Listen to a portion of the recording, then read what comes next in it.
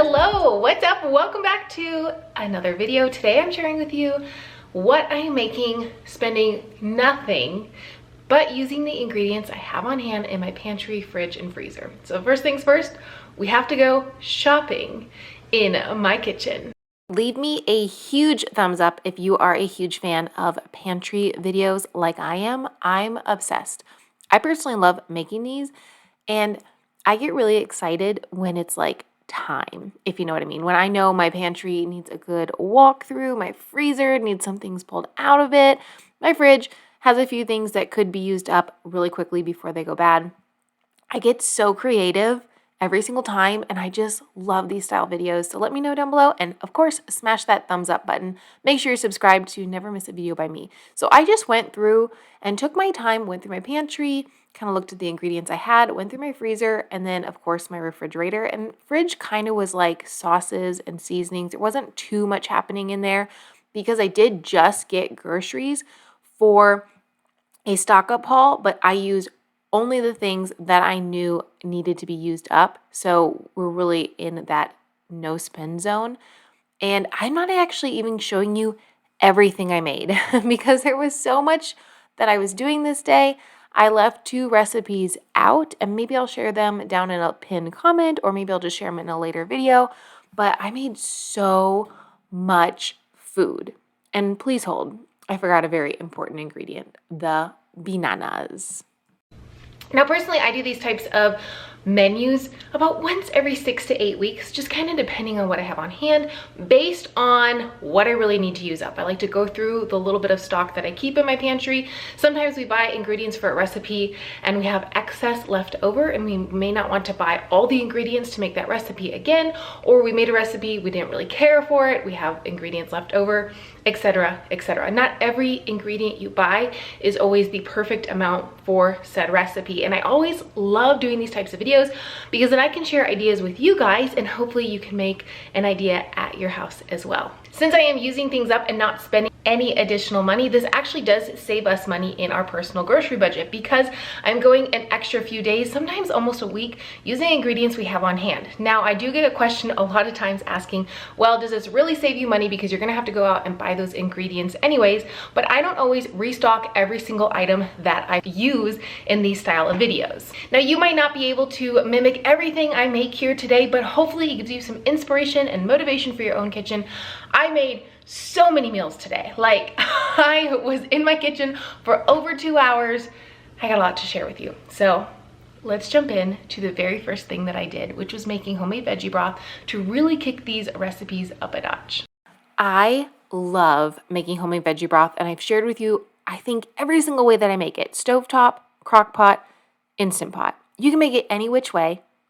I did this day stovetop method just so I could kind of like set it and forget it, but it was done faster than a crock pot and not quite as fast as an Instant Pot because I actually put this on my stove early in the morning after I got done with my run.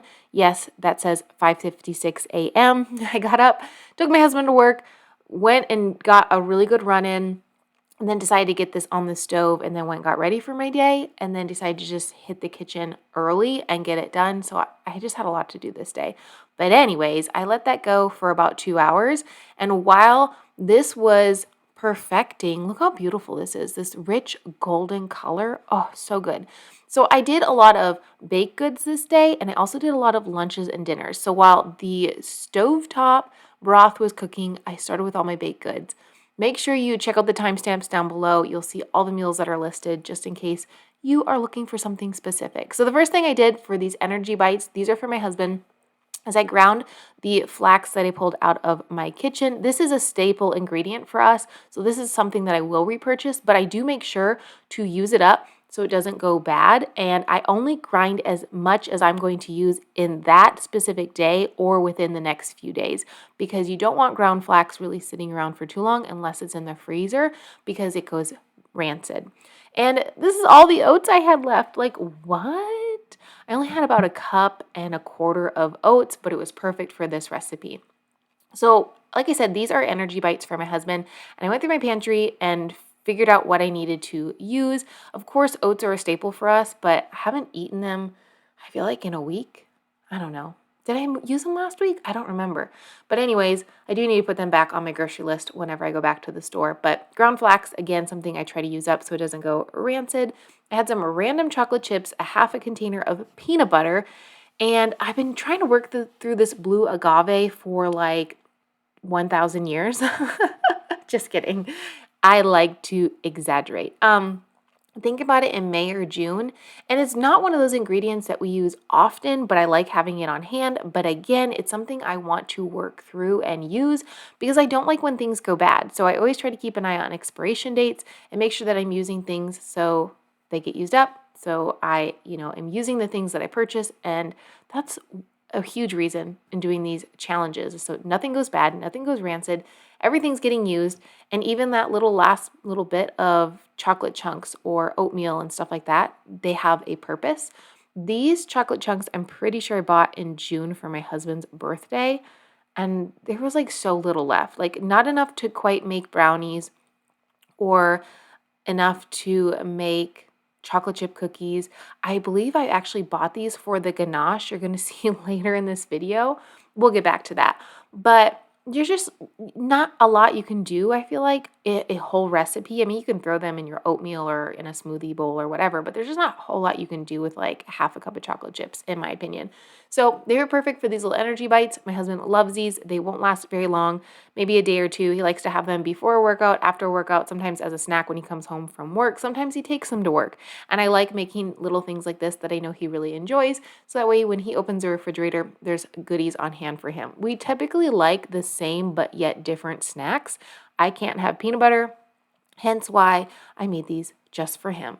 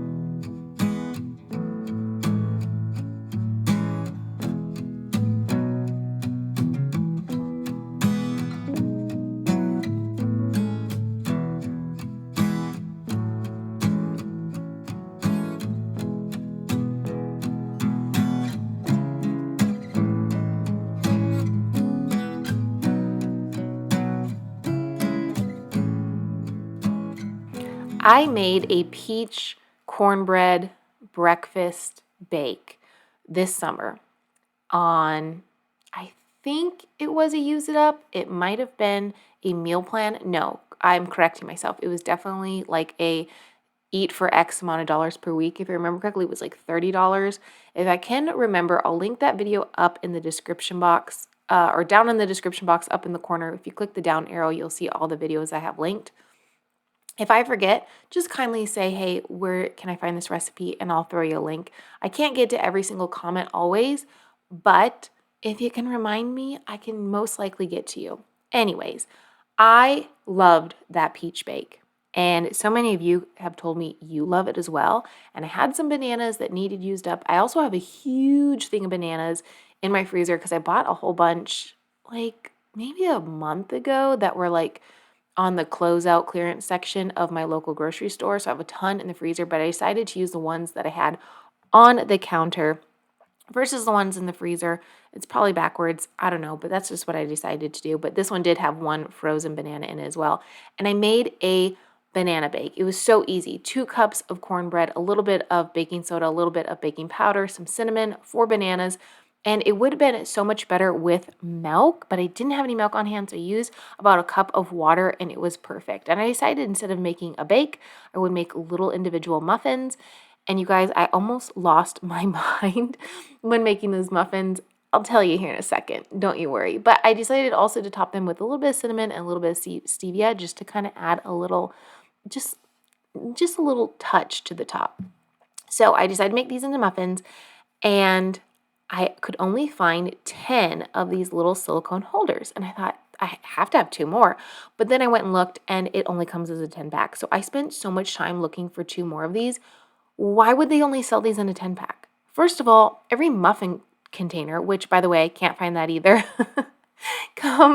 they always come in a 12. You make 12 muffins at a time. Why would they sell these in a 10 pack? I don't know. But I spent way too much time this morning looking for the additional 2. These are really, really good. I feel like these are great to make ahead as a take and go breakfast if you're someone who works on the go, or maybe you send your kids off to school with a lunch. These would be a really great additive. They're super easy. You throw them in the oven, 350 degrees for about 20-25 minutes. If you don't have the little silicone holders, no big deal. Use whatever you have or whatever you like to make muffins with. They're super good. I packed these up and stored them in my refrigerator.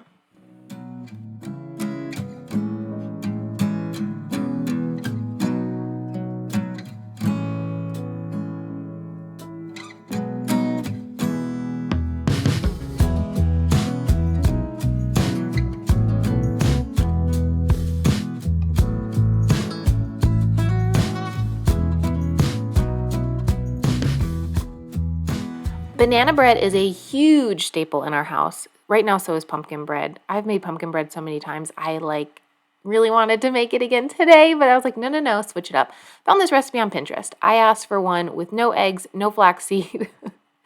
And I found this one, and literally it's the easiest thing in the world. You could definitely omit the applesauce and do a flax egg if you wanted to, but I wanted something different. Probably because I feel like it would have been too close to the pumpkin bread I've been making. If you don't like bananas, swap for zucchini, swap for pumpkin, swap for squash, swap for sweet potato. There's a lot of different options you could do for this style bread. A little bit of baking soda, a little bit of baking powder, a lot of cinnamon, a touch of salt, and very, very little flour. And it said on the recipe you could use almond, oat flour, gluten-free flour, or all-purpose. I think it only had a half a cup of flour in it, which was so bizarre to me, but it turned out perfect. No, just kidding. It had 2 cups of flour. I was sitting there thinking of a different recipe. You'll see it in a little bit, but I was thinking, there's no way. It only had a half a cup of flour. Okay, I had 2 cups of flour, and I did a little bit shy of 2 cups, 2 cups and almost what is it? What do you call it? 10/16 or whatever. I don't know. Just shy, because it was really, really dry this day. And when you're making bread, you have to be kind of aware of your climate. If you're not super into bread baking, I don't want to scare you. Just try it anyways. This is a really easy loaf to make. Mix it all up. Put it in a bread dish. Line it with parchment paper if you hate your life. I don't know why, but me and parchment paper, man, I cannot do it in a loaf. Not at all. I could do it in a crock pot the other day, no problem. In a loaf, nope. I think my loaf pan is too deep. And the parchment paper, we just don't get along. Anyways, I like to line it so that way it's really easy on the cleanup side. Plus, I feel like it bakes really nice for me. And did I mention cleanup? I had a lot of dishes to do this day. Spent just as much time, I feel like, prepping and making food as I did catching up on dishes. But worth it, because I don't have to spend any time in the kitchen over the next 4 days, if not longer. Sprinkle with a little bit of sugar because it just makes the top pop. Maybe a little bit of cinnamon if you want to. Pop it in your oven, 350 for about an hour. Check it to make sure it's baked all the way through. It's great. You can have it for breakfast. You can have it for lunch. You can have it for snack. And you can even have it for dinner, because Joe and I do that.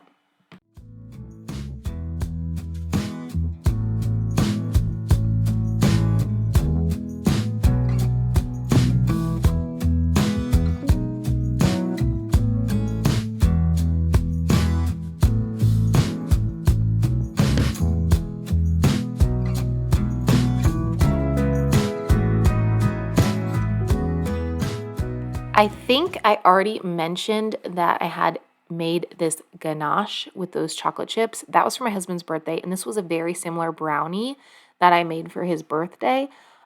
But the only difference is last time I used a leftover sweet potato. This time I didn't have leftover sweet potato, so I just grabbed one quickly out of the crisper and microwaved it. It's so much better with a leftover sweet potato because they're just so much softer, and when they're chilled, they're just better. And also, my hand mixer broke, so I was mixing this by hand. It's not a big deal if it's lumpy. It does kind of add texture to the brownie, but it's still really, really good. This recipe only calls for 1/2 cup of flour, and you can use any kind of flour you want, oat, almond, gluten-free, regular, whatever you want. But I had all this ganache left over because I made this type of brownie for my husband's birthday. In the recipe, all the comments on Pinterest were like, make extra ganache, this is not enough, double the recipe. And I was like, well, my husband loves frosting, so I'm gonna triple it. And literally, I had so much freaking frosting. I was like, who left all those comments?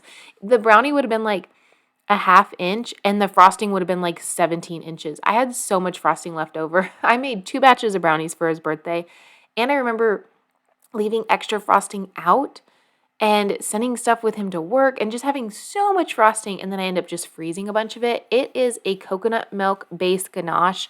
It's really, really delicious. It has vegan butter in it and coconut milk and chocolate chips, and you double boil it and do all the work. Ganache is a lot of work because you got to keep an eye on it and you got to make sure it's perfect, and you got to whisk it for like 45 minutes and get an arm workout. But don't bother going through all the work of the ganache. I don't even show you how to make it in this video. I just am using leftover. Just make these brownies. They're so good. You could go the extra mile and make the ganache, but literally these brownies were only made because I had the ganache. And now you guys have a brownie recipe that's really simple, doesn't take a lot of ingredients, and I hope you're going to love. I mean, I would eat these brownies for like a meal without the ganache because that's like a lot of sugar.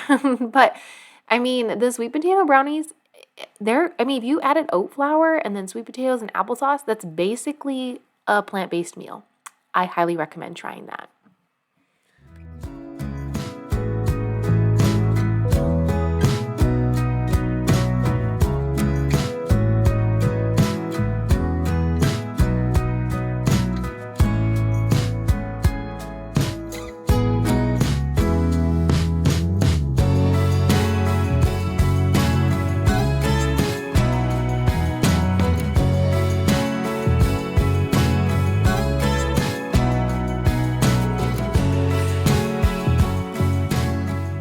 We are finally out of the desserts, breakfast, baked goods section, and now we're moving on to these delicious lentil and quinoa bowls.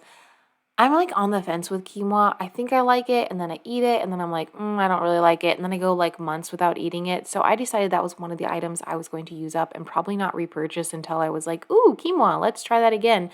And then I eat it and remember I don't really like love it. I don't know. It's just not rice because, it's like a seed and it's not pasta. It's not, I don't know. It's like weird to me. So I do like it, but I kind of get sick of it really quickly. So anyways, I decided to go ahead and make some lentils. I used one of my onion bricks, I like to call them. I shared with you guys in a video recently, within the last month, about how I can save a lot of money on groceries. I'll link that video down below as well. And I love these little onion tricks, hacks. Oh my gosh, game changer. Also makes your food taste so much better. And then of course I use some frozen items that I want to use up because I try my best to use things that are in my freezer too, along with my pantry, so that, things are not just sitting there. There's literally no purpose for me to buy food and let it sit. I know there are people that are preppers out there. I'm raising my hand. I am not one of them. I will never be one of them. It's just not how my mind works. I like to purchase things. I like to use things. That's it.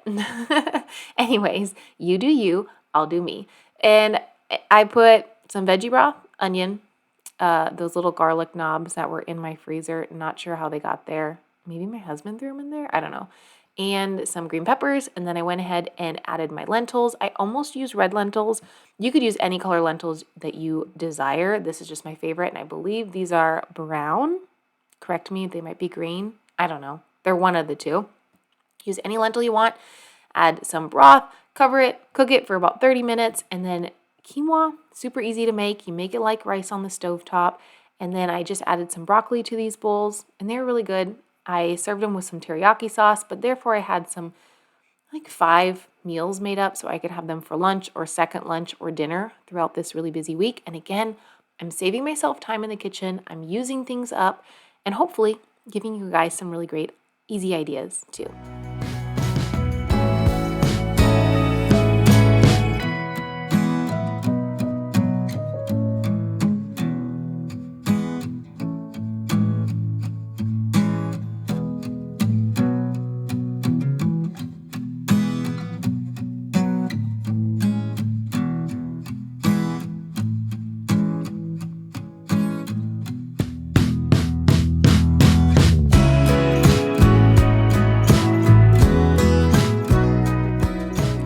every so often I'll put like meals together, like in Tupperware, so I can grab and go, or my husband can grab them and go. Yes, he eats these as well. He'll probably eat 2 at a time, but I kind of like made them portion for what I would eat, and then he can like toss 2 together. You know what I'm saying? Anyways, every so often I do these style meals. I'm like, oh, it's so pretty. I should do this more often. It's not typically who we are. It's who I used to be. I used to meal prep like this every single week. It's not who I am anymore because sometimes I'm like, I don't want broccoli. I'd rather have that zucchini I see sitting in the fridge. So a lot of times I like to bulk meal prep so I can kind of mix and match my starches and my proteins and my veggies instead of being like 100% committed to the same thing. Because like day 3, day 4, you're like, man, I don't want this for lunch anymore. But here's the teriyaki sauce that I am using. It's really, really good. Let me know down below if you guys have tried this one out.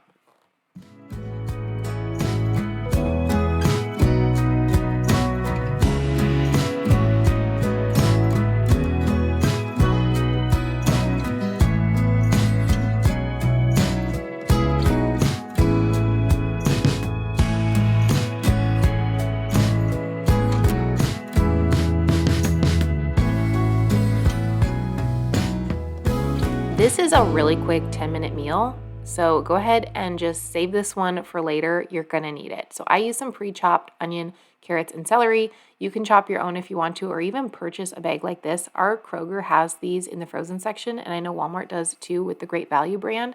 But I just add some broth, let those cook up until the onions are translucent, and then go ahead and add a little bit of salt and even more broth. I would say I added about 4 more cups of broth. Once that comes to a boil, that takes about 8 minutes. Throw in your gnocchi, cooks in 3 minutes. Go ahead and add a can of any white beans that you have on hand, chickpeas or Great Northern, butter beans, I don't know, whatever you like. And then cook this for, the 3 minutes for the gnocchi. And it's like perfection. This is my take on chicken noodle soup. It's a gnocchi soup, and it was so good. I tried to buy it even though I'm not supposed to eat the gnocchi because it has wheat in it. But my husband loved this. He's a huge gnocchi fan, and I think I'm actually going to make this for my mother-in-law when I see her very, very soon because I think she'd really like it too.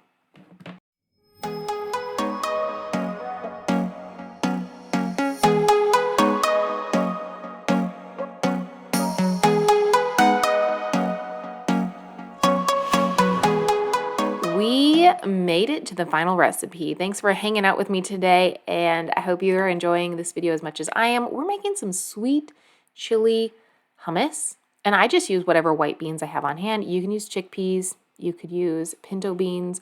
It would be good with whatever. I like making hummus with different style beans, but recently at the grocery store, I bought a sweet chili hummus, and my husband devoured it. He loved it. He ate it with tortillas, he ate it with tortilla chips, he ate it with veggies, he ate it on potatoes, he ate it on rice cakes. He loved it. He was like, please try to make this homemade. He always tells me my homemade hummus is so much better, which, thanks, babe. Added a little bit of ginger to just give it a little kick, and about a 1/4 cup of tahini, and about 3 tablespoons of sweet chili, a can of rinsed and drained white beans. They were the Great Northern, and then about a tablespoon of lemon and a couple cloves of garlic. Again, those frozen ones. Whipped it up. Oh my gosh, so good. I hid half of this in the fridge because I knew my husband would eat it all like right away. So I hid half of it so I could have some for my snack later this week because I do have some veggies on hand that I want to dip in it. Super, super good. You guys are going to love this one. That's it. That's all I have for you today. I hope you really enjoyed this video. Leave me a huge thumbs up, and of course, I linked some recipes down in the description box for you from my blog, Flourishing Miranda. Make sure you head over there and check them out. I'll see you very soon in another video. Bye-bye.